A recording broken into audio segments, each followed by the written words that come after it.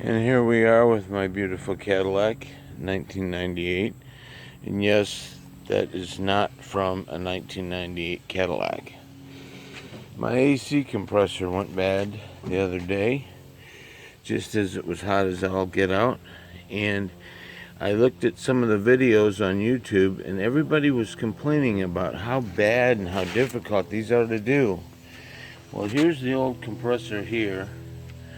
There's the new compressor there.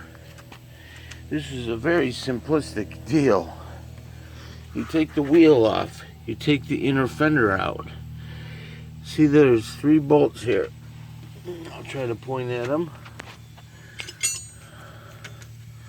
We got bolt here, got a bolt there, got a bolt there. Those 3 come off after you pull the belt off. Then you see those 2 to the back there, right above the K&N filter? There's 2 10mm bolts that go into that, and a 15mm that goes into that line. Remove the line, and once you remove the line, it's very easy to access those 2 other bolts. Then once you do that, this whole entire assembly as a unit comes sliding. Hold on.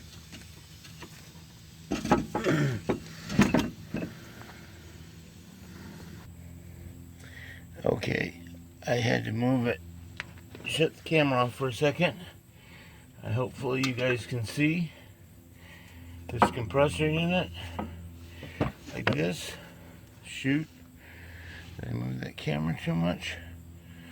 I don't think so. You have your thing here. This is where your lines connect.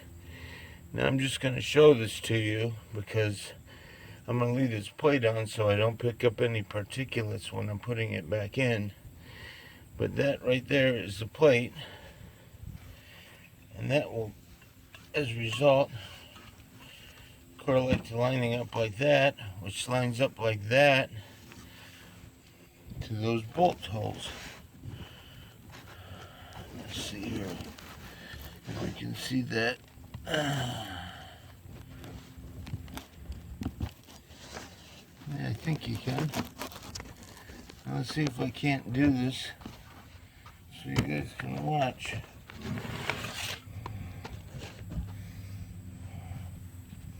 Put my plate back on. Just to not get any particulates in there. Also too, I noticed, Also too, I noticed that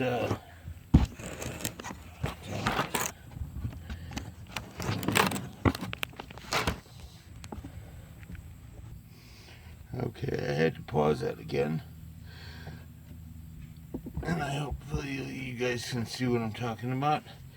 What I noticed was one of the plates was a little bit thicker than the other plate. So you might want to keep that in mind when you're replacing the O-rings. I haven't looked at them myself yet, but I'd imagine that has something to do with what O-ring goes where. Like I said, I was going to put this plate back on is to not get any particulates in the system. And I'll just show you guys how easy this compressor is to install. I've heard people saying, oh, they had to cut up here, they had to do this and do that, and it's like, man, if you guys just sat down for a second and looked at what you were doing, or actually were a mechanic.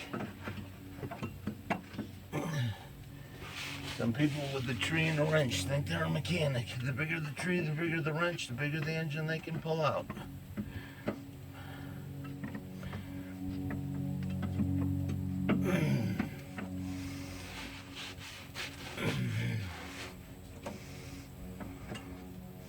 And yes, I am working on this outside because it's a nice day. And my Mitsubishi's in the garage waiting for me to finish. And my wife's gonna kill me if I don't.